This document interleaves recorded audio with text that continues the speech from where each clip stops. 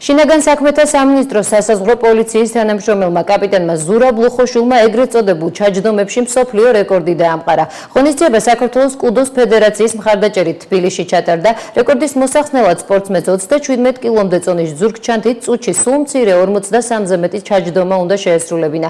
მოქმედი რეკორდი 42 ჩაჯდომა იყო, რომელიც იტალიის მოქალაქე სილვიო საბას ეკუთვნოდა. ზურაბ ლუხოშვილის მიზნის მიღწევა არ გასჭირვებია, მან 60 წამის განმავლობაში 63 ჩაჯდომის გაკეთება მოასწრო და გინესის მსოფლიო რეკორდების ნორმატივს 20 ერთეულით გადააჭარბა. შედეგი ადგილზე საქართველოს რეკორდების ფედერაციის მსაჯებმა დააფიქსირეს.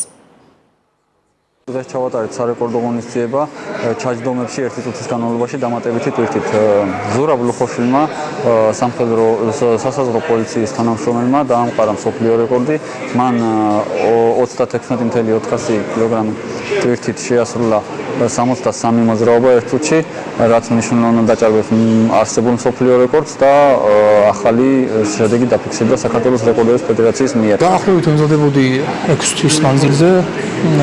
ეს რეკორდი რაც არის თვითონ რეკორდის გაუმჯობესება სიმართლედ არ გამძნელია, მაგრამ აი ამ რეკორდი რაც დღეს გადაგვაცინე ამისთვის ცოტა გამიძნელდა და დაახლოებით 6 თვე დამჭირდა, რომ 60 წელი ვიყავი.